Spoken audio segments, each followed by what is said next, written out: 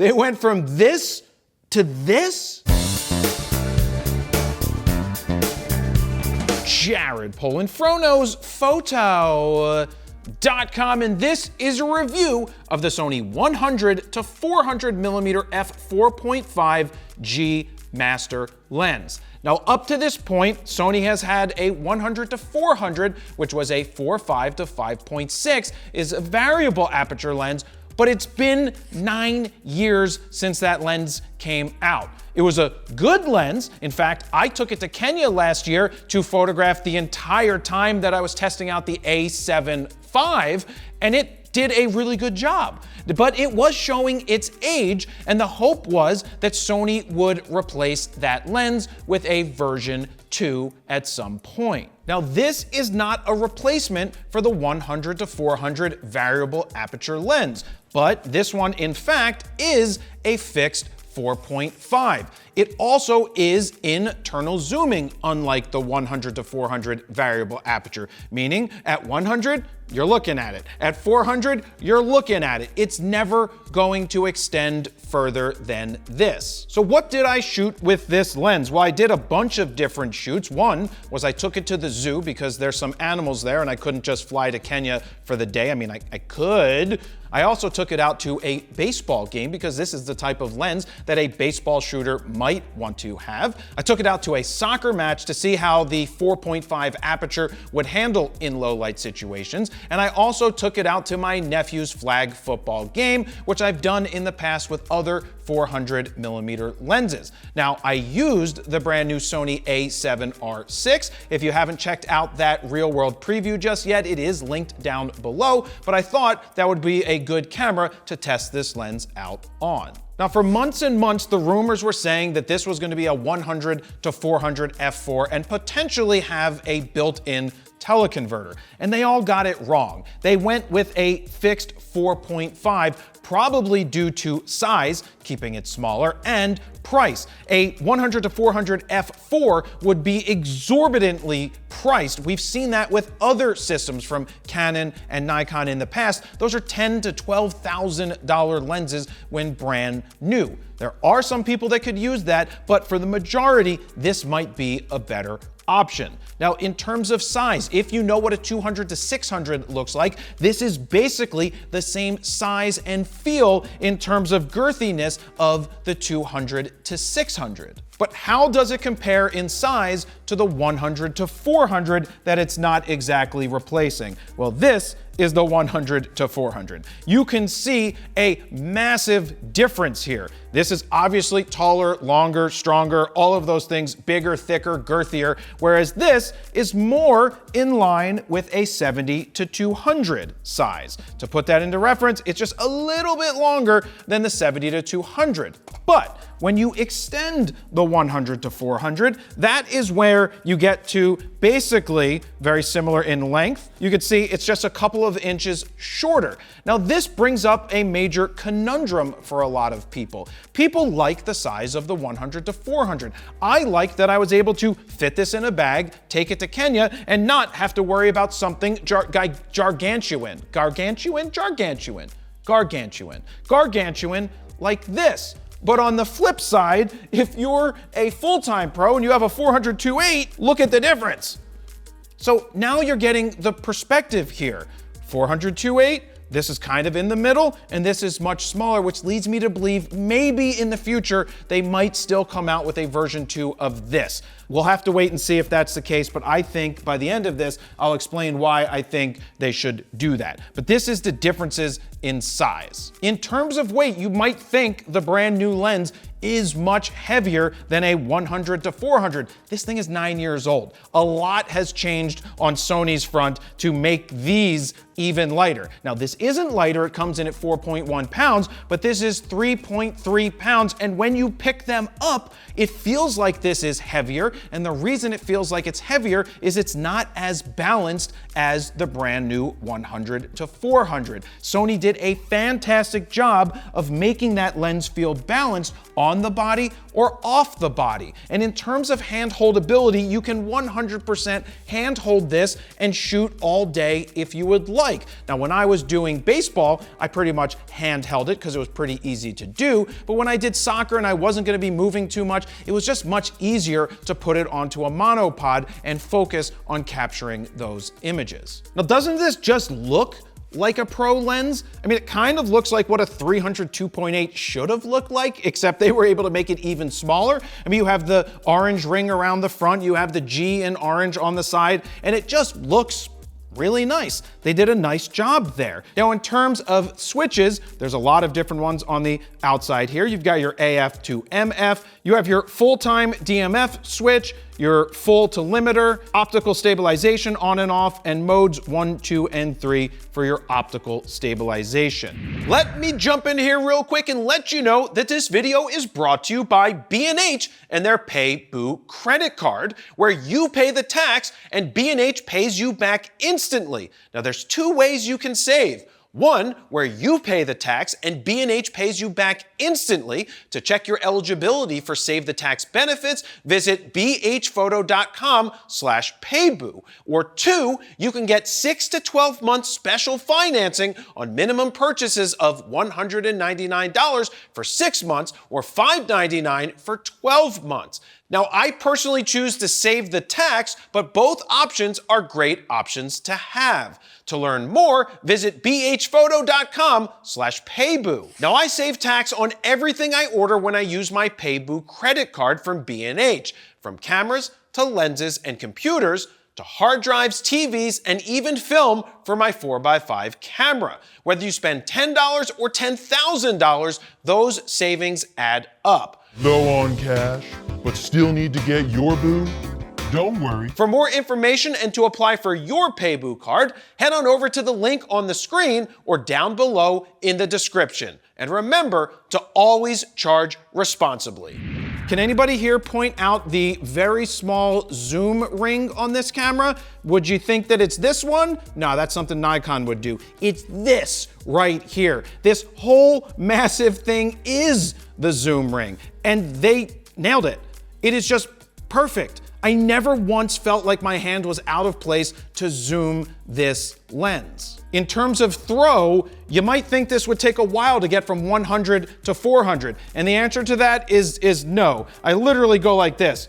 There's 100, there's 400, 100, 400, 100, 400. You can bang through the zoom range here without a problem. In fact, when I was shooting flag football, I was focused on the quarterback for the photo, and then I was like, oh, he's throwing the ball to the end zone towards me. I quickly banged back to 100 millimeters and got the kid almost making an amazing grab. You can't do that with a fixed 400, but being that it's a 100 to 400 with such a quick throw, I was able to get the shot. Now, if you don't like the quick throw, don't worry, you can slow it down. There's another switch that is currently set to smooth, which is like Rob Thomas plays, and then you have one that is tight, where you're like, nice. So tight, you're not gonna be able to bang through as quick when it comes to the zoom. I'm not sure where this comes in handy, maybe if you're shooting video, but I kind of want to be able to go through the zoom much faster than this. So I go back to smooth, it plays, and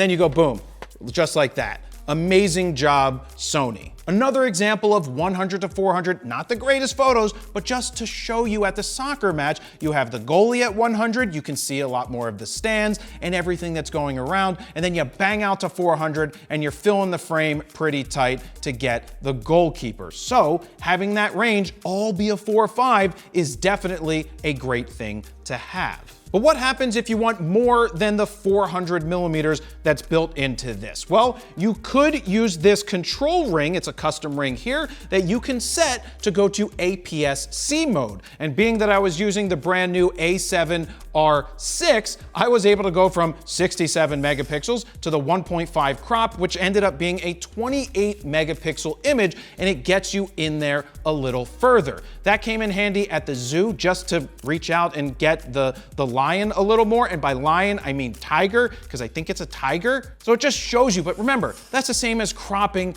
after the fact. I'm not a big fan of doing that type of stuff, but that's me personally. You can do that here, but there's also custom buttons on the side that you could map out, and I ended up going into the menu system to turn these buttons on to allow me to go from full frame to the DX or APS-C crop. What if you want more optical reach and not bang into the digital all the time? Can you add teleconverters to this lens? And the answer to that is yes. Should you add teleconverters? The answer to that is I don't think so, but other people like to do that when they're photographing birds. You can get a 1.4 teleconverter that's going to give you a 140 to 560 at 6.3, or a 2x converter is going to give you a 200 to 800 at right around f9. The thing is, if you're gonna put a teleconverter on here, please just use it at the long end, because you are kind of punching yourself in the nuts or kicking yourself in the nuts if you're shooting at 100 millimeters with a teleconverter on when you had that range already here if you just banged out to 400. So please keep that in mind. That's the PSA. We don't like getting kicked in the nuts unless you're wearing a cup and you're into that kind of thing, which I'm not. So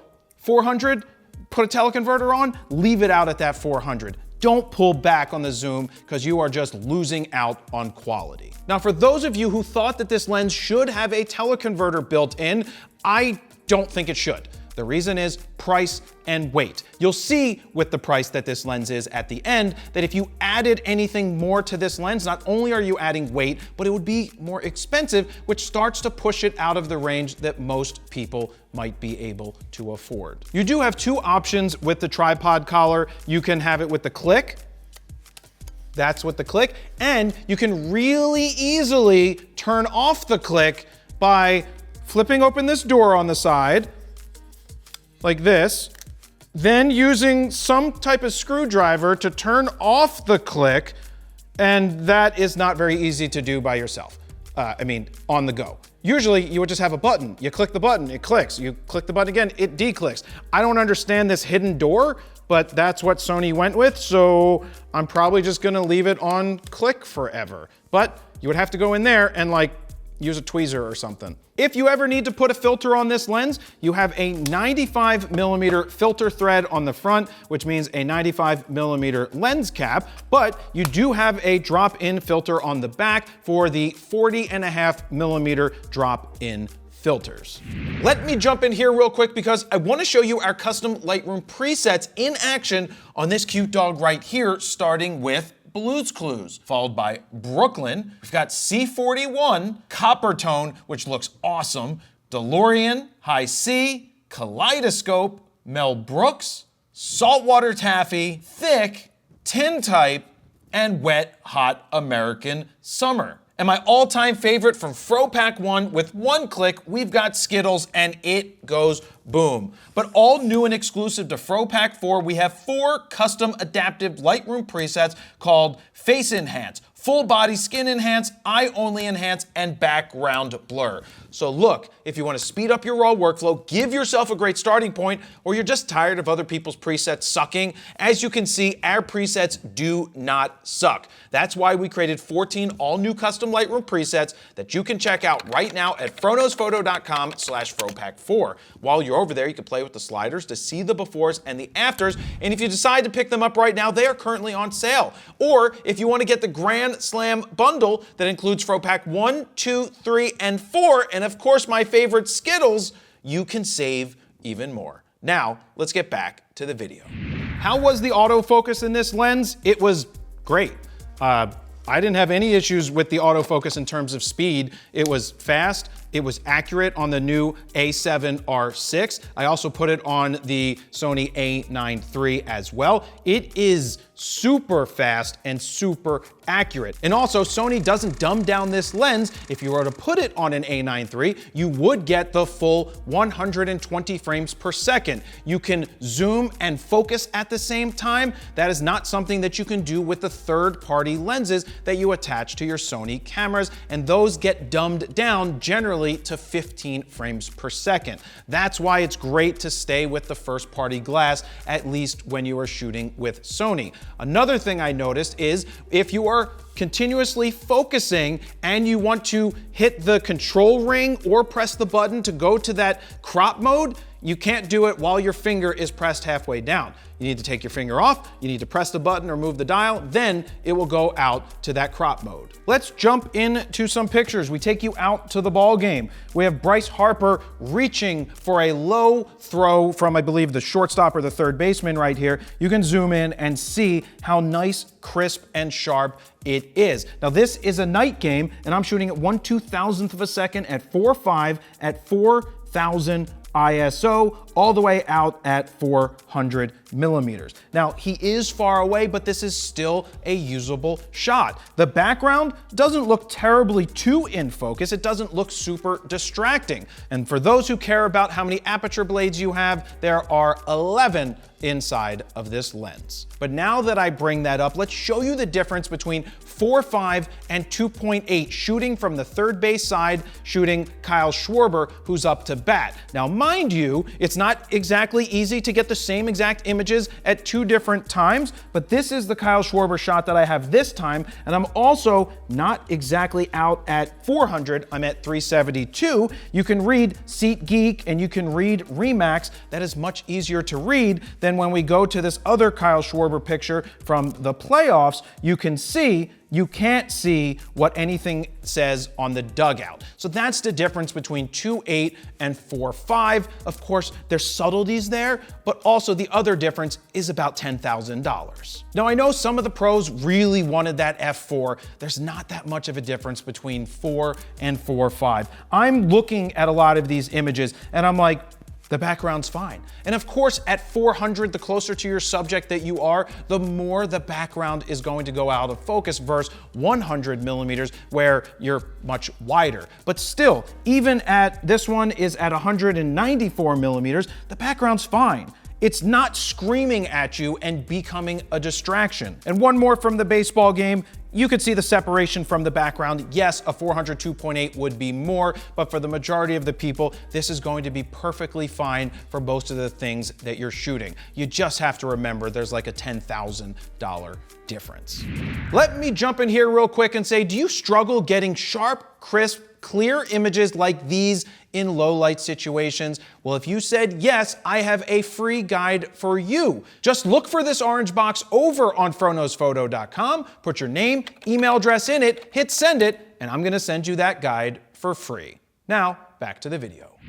Now, I don't have any examples of super close focus, but we do have the specs here for you. At 100 millimeters, you can be within 2.1 feet or 64 centimeters. When you're out at 400 millimeters, it's 4.9 feet or 1.5 meters. So how much is this lens? It's $4,300. Is this an expensive lens? The answer to that is yes, but I like the fact that it is a 4.5 all the way through. It's not too big for someone like me who's used to using larger lenses, but the 200 to 600, which is the same size, comes in at $2,100 right now, and the 100 to 400 variable aperture is currently $2,700, and when that was released, it was $2,800. So almost $2,000 more, obviously a little less than that, but that is a big difference. And one of the reasons why I think that Sony might still put out a 100 to 400 version 2. Because at first I wanted to recommend this to parents who wanted to photograph their kids.